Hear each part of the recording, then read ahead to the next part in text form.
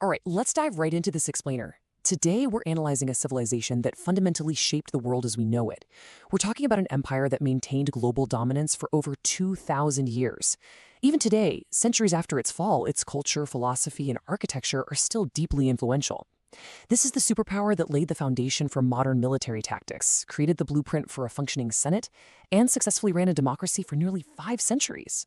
I mean, words we use every single day in modern politics, like republic, dictator, Senate, and veto, were literally born here. You know what's truly mind-boggling, though? The sheer scale of what was lost.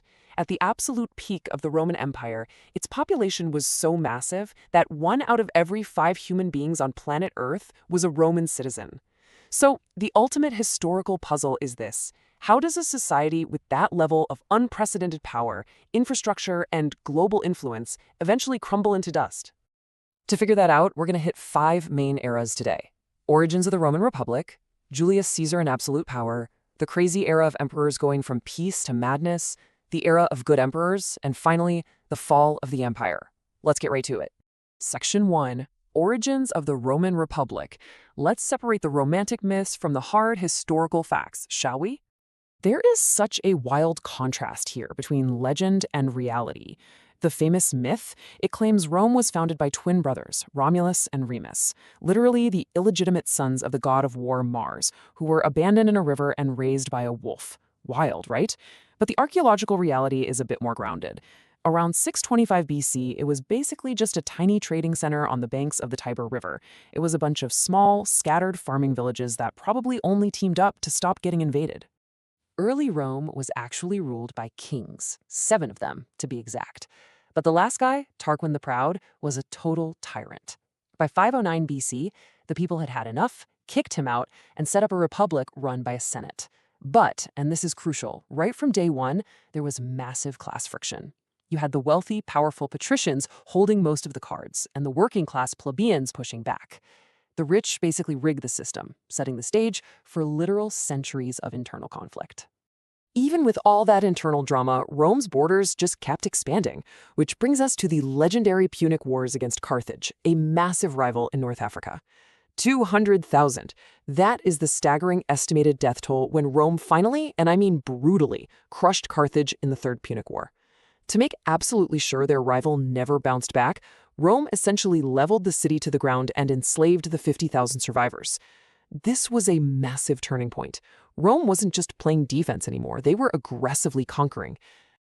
Section 2. Julius Caesar and absolute power.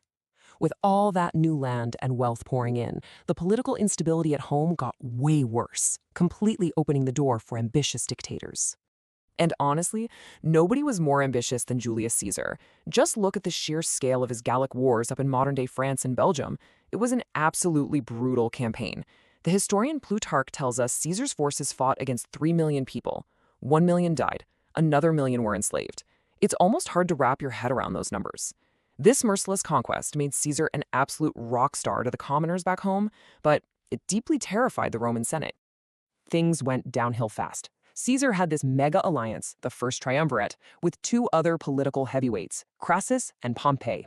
But in 53 BC, Crassus gets killed in battle by the Parthians. Rumor has it they actually poured molten gold down his throat. With Crassus gone, Pompey teamed up with the panicked Senate to strip Caesar of his power. Caesar's response?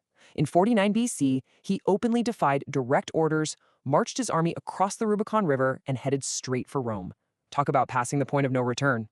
Caesar completely steamrolled Pompey and declared himself dictator for life. Now, the common people loved him for his reforms, but the Senate, they completely despised his absolute power. This tension exploded on March 15, 44 BC. A group of senators surrounded him and stabbed him 23 times. Seeing his close friend Brutus in the mob, Caesar supposedly said those famous last words, "Et tu, Brute?" The assassins really thought they were saving the Republic. In reality, they had just signed its death warrant. Which brings us to Section 3, Emperors, from peace to madness. Instead of saving the Republic, that assassination kicked off another massive civil war that ultimately birthed the Roman Empire itself. So, Caesar's adopted heir, Augustus, becomes Rome's first official emperor.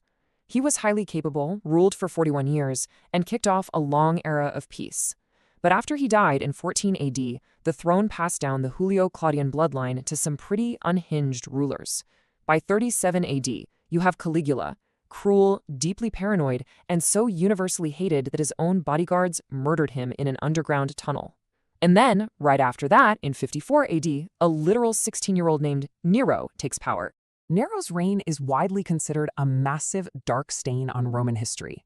He bankrupted the treasury on personal luxuries, murdered his own mother, and violently executed anyone who questioned him.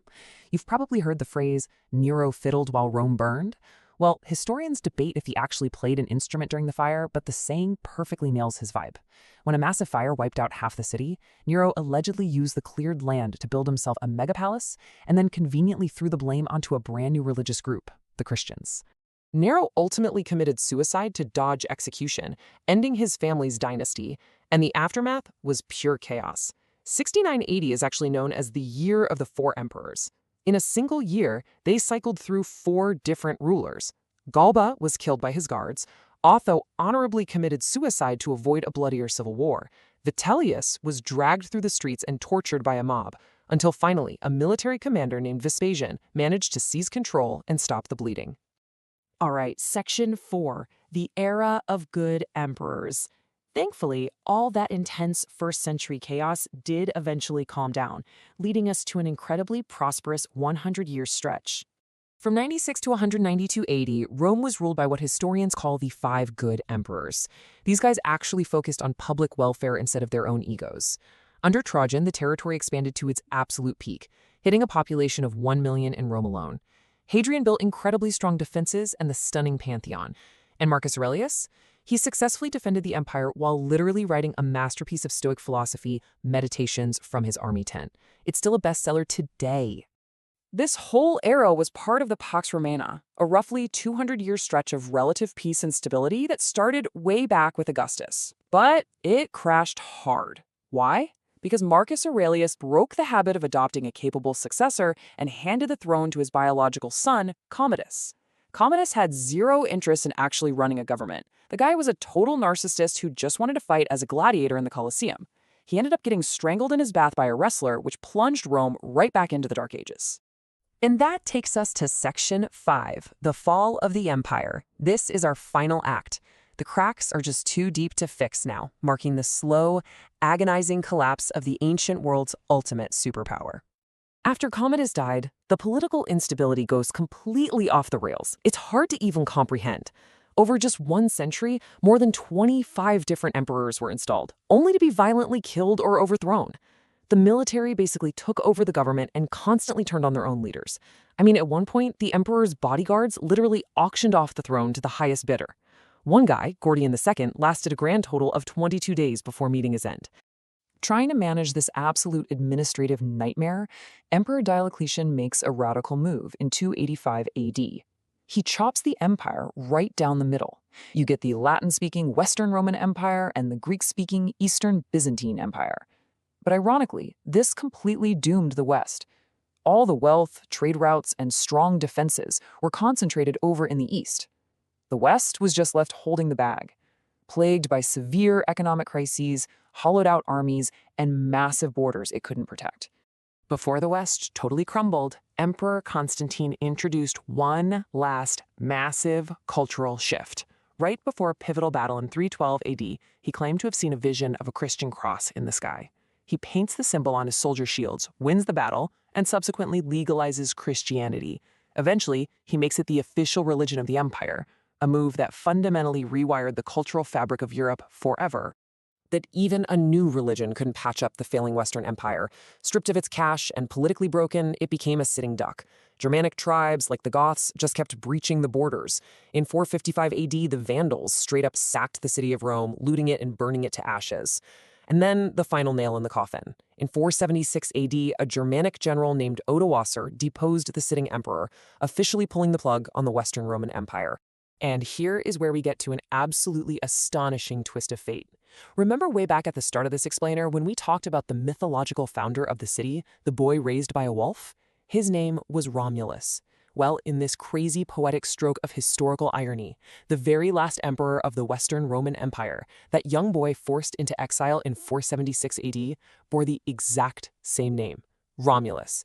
The entire 2,000-year saga of this mighty superpower literally started and ended with the exact same name. You can't make that up. So, as we wrap up this explainer, I want to leave you with a thought. We tend to view history as just a dusty collection of dates and marble statues. But when you look at a society that literally dominated the globe, built mind-blowing infrastructure, and yet completely tore itself apart from the inside out through class division, political violence, and economic mismanagement, well, it forces a question. History isn't just about the past, it's a mirror for the present.